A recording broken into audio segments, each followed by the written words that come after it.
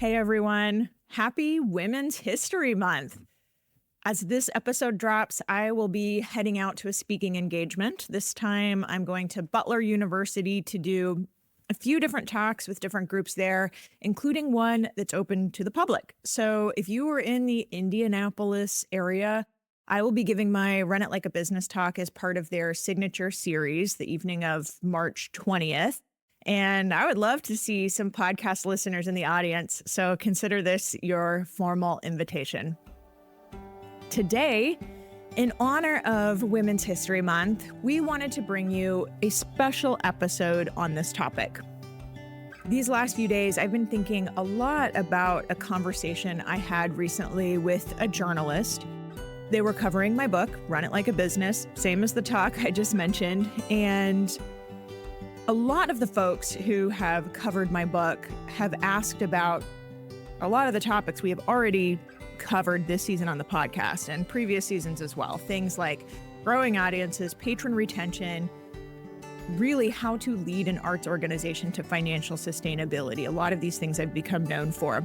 And this particular journalist asked about all of those things too.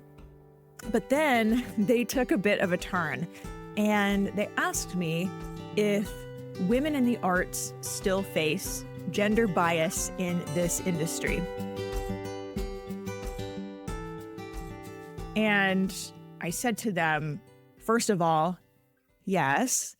And second of all, that's the whole reason really behind chapters 6 and 7 in my book. Now, in the book, I focused on solutions, all backed by research, but I did not have the space to get into the data behind the problems themselves and why understanding the problem is so critically important to our arts organizations.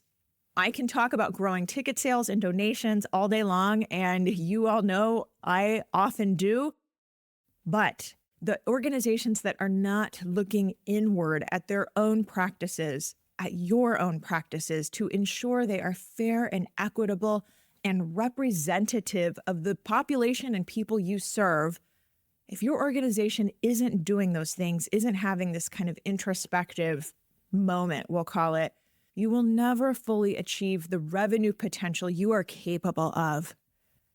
I've got a whole episode on the mathematical proof on that. So if you want the research and the numbers behind what I'm saying right now, go to that episode, aubreybergauer.com/24. That's 24 for episode 24. And I go into it in great deal there in terms of how much money is on the table when our teams and audiences are not so homogenous and in fact look like the community around us, the world around us. This episode is less about the dollars and cents of it, and like I said, more about diagnosing and understanding kind of the root of the problem itself.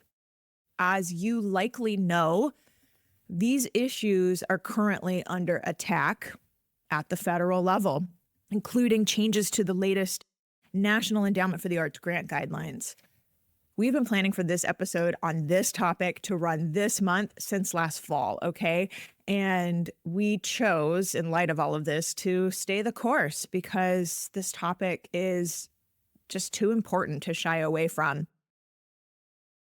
Now, I do believe that most people don't want to be exclusionary. I don't think people wake up in the morning and say, I want to be exclusionary today, right? I think most people want to foster a stronger future and a more equitable future for the arts. And one of the primary ways to achieve that is to do what we're doing today, to get to the bottom of the disparities we see and understanding what's causing them.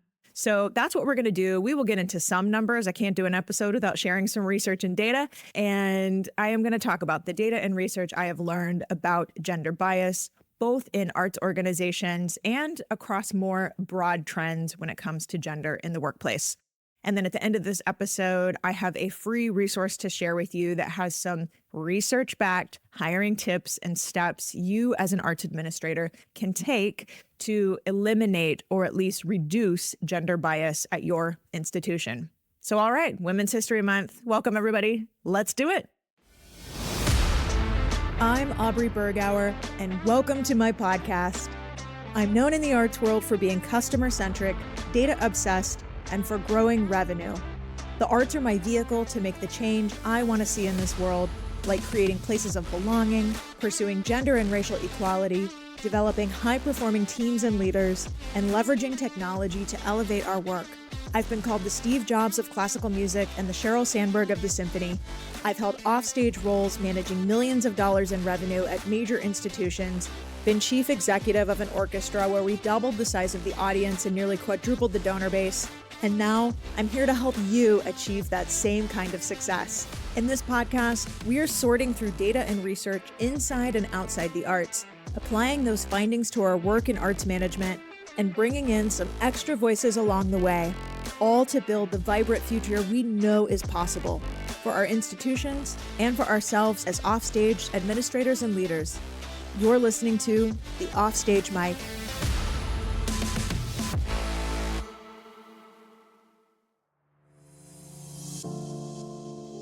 Hi everyone, Aubrey here. I want to share a quick case study with you.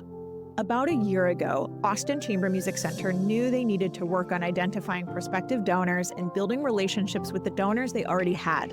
Plus, they went through a leadership transition and knew they needed to fundraise more and fast.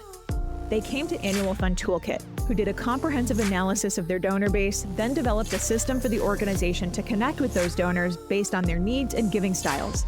They did all of this combining in-person asks with email, social media, and direct mail. By the end of the fiscal year, their year-to-date fundraising had doubled compared to the year prior. And that's just the numbers. They now also have a streamlined process for tracking and maintaining donor relationships going forward. How did they do all this? They did it with Annual Fund Toolkit. Annual Fund Toolkit is not just another consulting firm. What sets them apart is their laser focus on two critical challenges: improving donor retention and growing the major gifts pipeline. This can be your organization too, because this is what Annual Fund Toolkit does every day. Their founder, Luis Diaz, is one of the most brilliant minds in fundraising I've ever met. The organizations that utilize Annual Fund Toolkit's advice and assistance are coming out ahead. To read the full case study, head over to get.annualfundtoolkit.com/ACMC. That's get.annualfundtoolkit.com/ACMC for Austin Chamber Music Center. Trust me, your donors and your mission will thank you.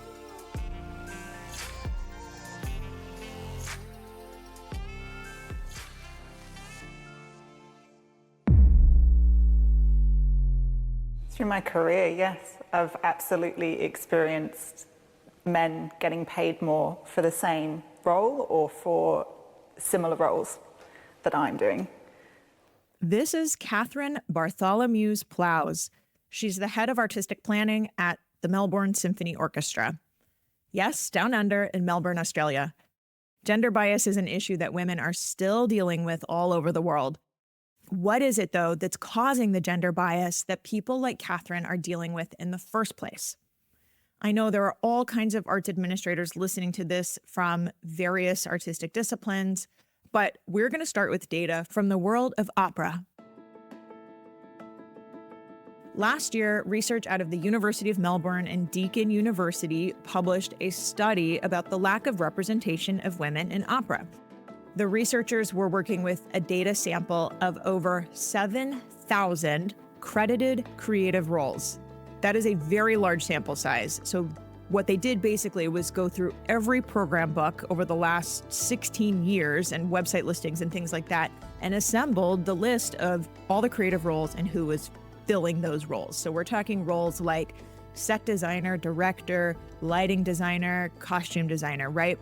The paper was very aptly named Unequal Opportunities. Okay, here's what they found.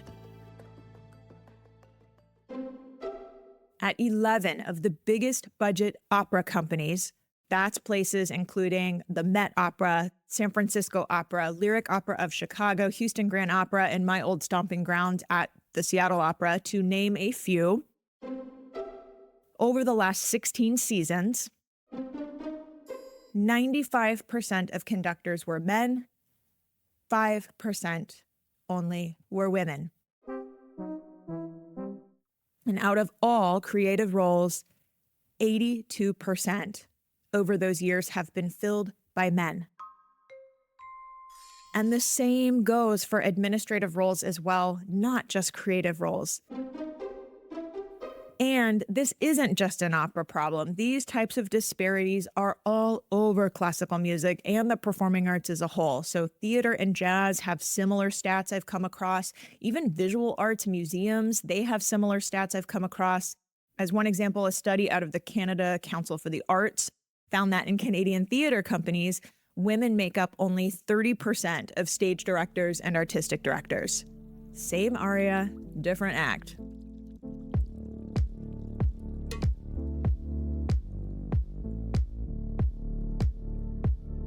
So let's back up a bit. Here's a few more stats that may come as a surprise to you, but actually, we'll start with orchestras first. In the United States, there are equal numbers of men and women represented across orchestra administrative roles. Moving back to opera, according to Opera America, women actually have more administrative roles than men overall. And for the overall nonprofit labor force, women make up 73%. So essentially a supermajority, almost 3/4 of the overall nonprofit labor force. So what's the problem here? Why are there so many male-dominated decision-making roles when there are actually so many women working in arts administration? Well, this shows up in 3 ways. 1, women are not advanced from entry and mid-level arts administrator roles to senior leadership roles at the same rates that men are. Men are being accelerated up the ranks faster. 2, women are relegated to smaller arts organizations, meaning by budget size, while men are ushered into roles at larger budget-sized organizations. 3, when women do end up in arts leadership, it often happens when the organization is in some kind of financial crisis. This is especially true in the institutions with the biggest budgets. You've heard of the phrase glass ceiling, I'm sure. Well, this last one is referred to by researchers as the glass cliff.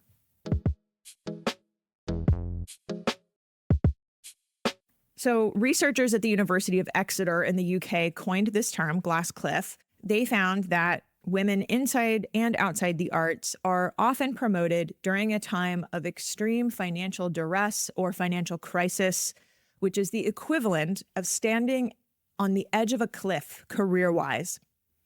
If they fail, they fall off the cliff. Their careers don't ever really recover. So in other words, when women are allowed to enter arts leadership, they are more likely than men to go into those roles with the financial deck stacked against them.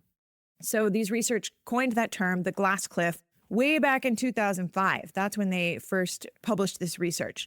Now, here we are 20 years later, and this is still happening in all kinds of industries, including, of course, arts and culture. So much of our art has evolved since the 18th, 19th centuries, right? Now it is time for our hiring practices to evolve as well. But before we get into that, we're going to take a little break. So far, we have talked about the numbers and the trends, what is happening with men and women in the arts. And coming up, we're going to shift to get into the why. Why has the structure of arts organizations caused these issues we just laid out? And we'll talk about how the intersection of race and gender identity complicates things even more.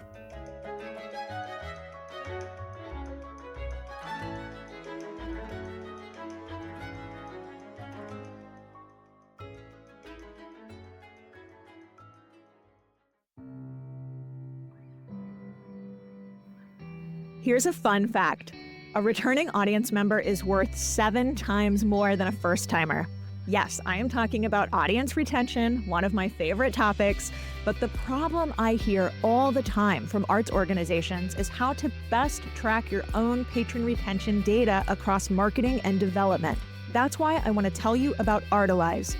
Artalize has brilliantly solved this challenge. Their audience retention dashboard is the one-stop place to access your audience data across every important metric: first-time buyers, multi-buyers, subscribers, and donors. I've worked with a lot of tools and data management programs over the years.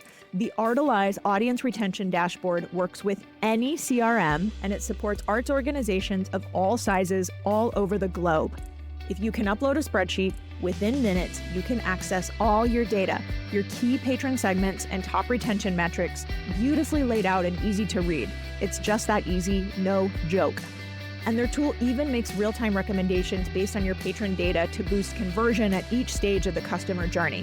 So you can see what's working, refine your approach, and keep doubling down on what drives the best results. The Artalize team brought me into their process, and we had clients test the product with their own real data. So let me tell you, I have seen firsthand the immense time, money, and effort this dashboard can save arts organizations, allowing you to finally harness your data in one place. Think. Easier collaboration between marketing and development efforts, easier for presenting at board meetings, easier to see everything in one place without running multiple reports. If you are ready to grow, retain, and engage your audience with data-driven tools that are easy and fast to use, visit aubreybergauer.com/dashboard. Listeners of this podcast save 20%, and members of my Run It Like a Business Academy save even more. That's www.aubreybergauer.com/dashboard to learn more about Artalize today. Okay, I don't want this episode to be a total downer, but we have to understand the problem before we can solve it, right? So if there could be a silver lining when it comes to gender bias in the arts, it would be that there is also plenty of data out there on what is causing these pervasive issues in the arts world. Let's continue with the glass cliff. There is an article on this from Investopedia that says, promoting women during a financial crisis does two things. One, it makes the company or organization look good for promoting a woman to a leadership role. And two, it gives them a scapegoat if things fall apart. If things go well, the company or organization gets to maintain a positive reputation of being progressive and even inclusive.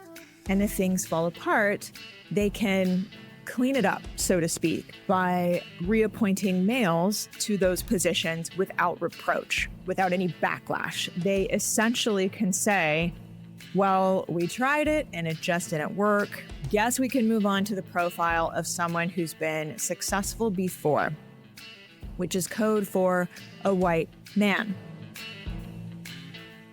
White men are historically the ones who have been successful before because they were the ones who were set up to be successful before.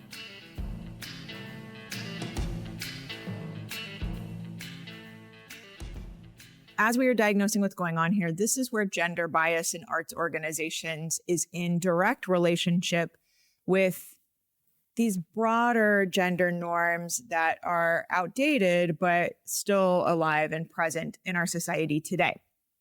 So as I mentioned earlier, white men have historically been branded as kind of CEO material because they were historically given the opportunity to be CEOs, right? You see kind of this circular logic or circular pattern here. And as we know, this goes back, centuries basically, right? So where that brings us today is that over all of these years, this has essentially caused a mental tire rut in our brains, in our collective brains. So mental tire ruts, just like it sounds, like when a tire makes a rut in the mud, it's like the same tires on the same path over and over, right? And so that's what's happening in our collective brains, like at the societal level. And the researchers in Melbourne, if you think back to their work, they put it well when they said that social norms basically perpetuate a gendered division of labor. So that's what's happening. We see what's been done before, so we do it again, and it kind of is like this cycle that repeats. A female example of this, of the mental tire ruts, is that women tend to be hired for more feminized roles that are coded more feminine, like makeup artist or costume designer.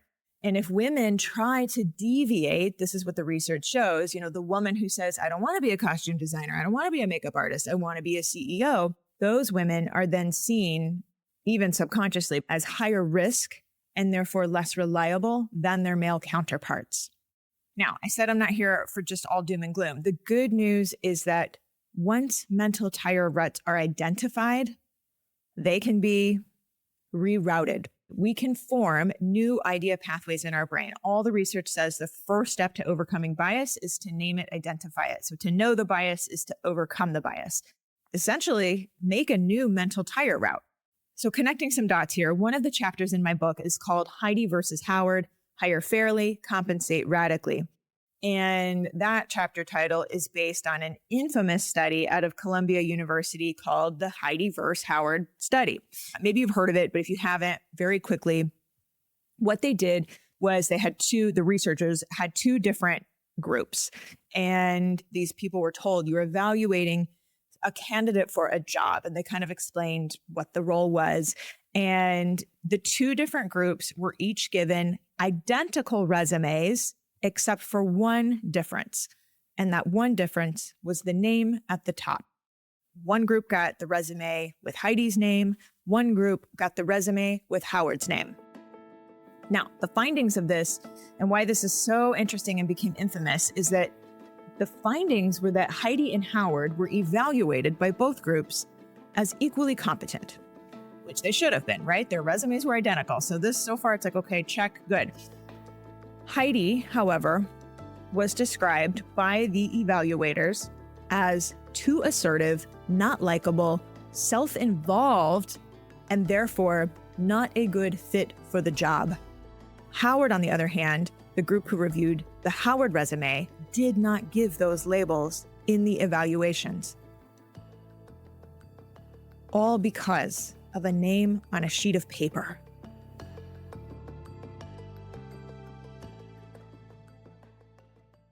So if all this sounds familiar, it should. These are the mental tire ruts, right?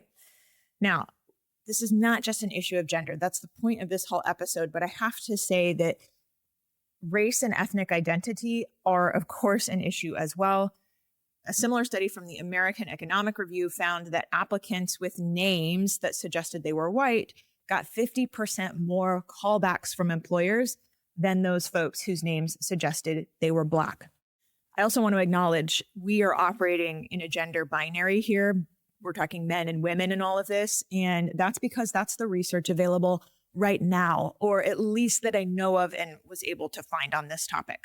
The point here in all of this is that arts organizations have a problem with equity and inclusion, which has real consequences for all kinds of groups of people.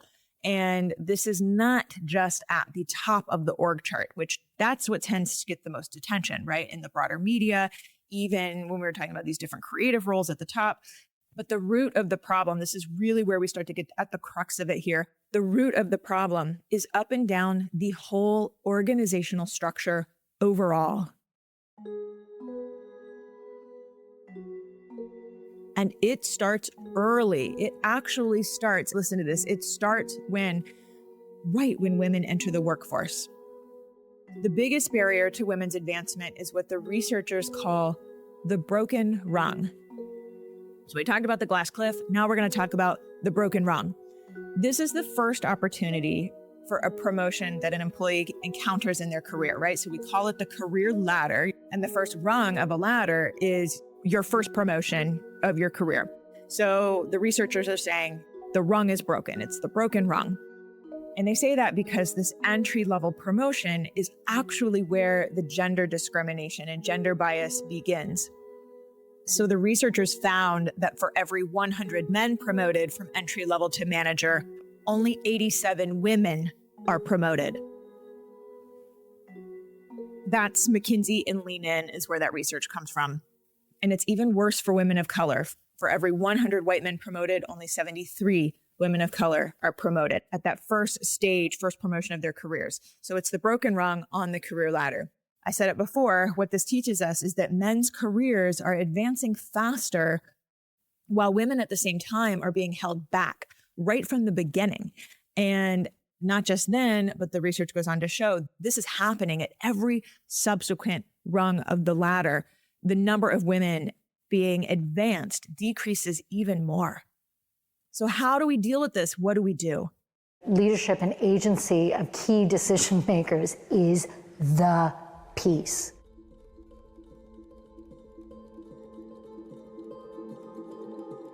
This is Dr. Amanda Coles. She's one of the researchers from that study I mentioned at the top, Unequal Opportunities. because you can fill a pipeline full of diverse candidates and still not see that translate into leadership, reward, and recognition at the highest end of the industry.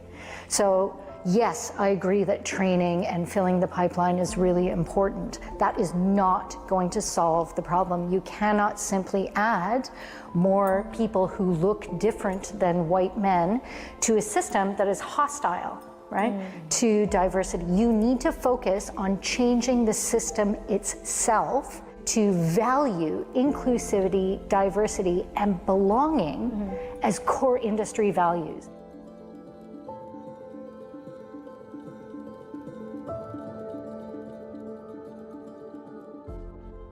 The original point of Women's History Month, why this month was even created in the first place, was to celebrate the many achievements and contribution of women, past and present.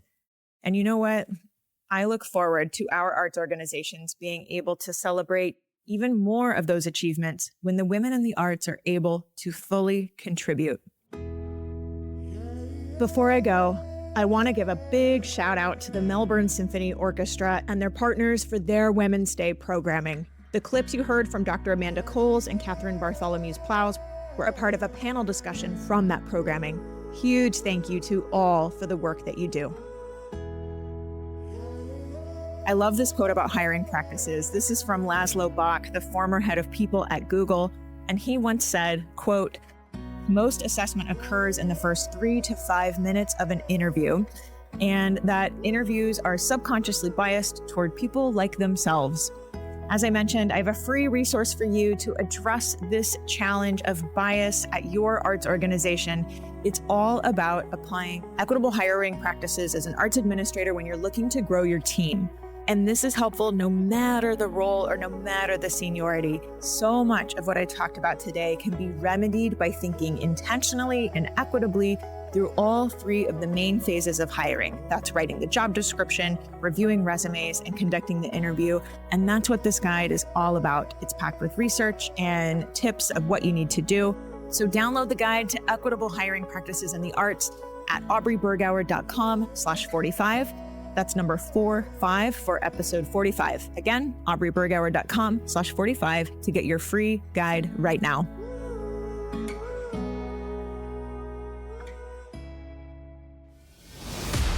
That's all for today, folks. Thanks so much for listening. If you like what you heard here, hit that button to follow and subscribe to this podcast. And if you've learned something or gotten value from this, please take 2 seconds to leave a quick 1-tap rating or review in return. To all of you, one more time, thanks again. See you next time on the Offstage Mic.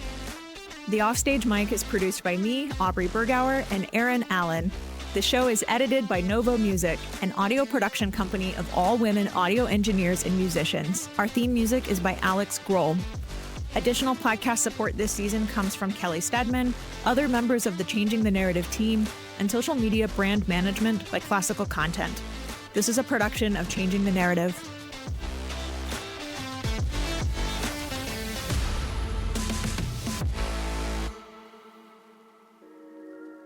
Good marketing talent can be hard to find. That's why I'm so glad I discovered Marketer Hire.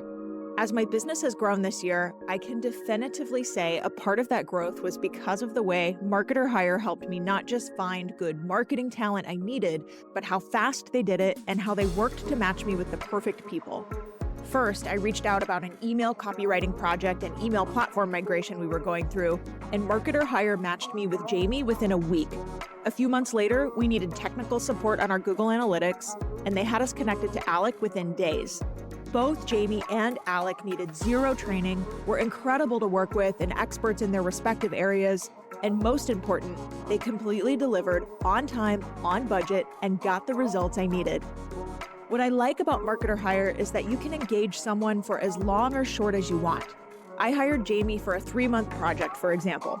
On the intake call, they really listened to what I said I needed.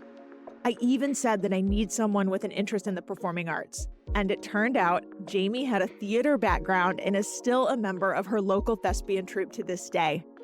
Both Jamie and Alec were able to move my projects forward so much quicker than if I had led a traditional hiring process or search. The whole thing was really easy from start to finish, and they never made me feel obligated to proceed if I didn't want to. They were even able to work with my small business budget. At your arts organization, imagine working with Fortune 500 level talent who ramps up to understand your work fast and then delivers great results. Get a $1,500 credit toward your first hire when you go to try.marketerhire.com/offstagemike. That's try.marketerhire.com/offstagemike. Whether your arts organization needs email copywriting or Google Analytics set up like I did, or if you need paid ads, paid search, or even a fractional CMO, Marketer Hire will get you set up with top talent fast. One more time, that's try.marketerhire.com/offstagemike to get started and get your $1,500 credit.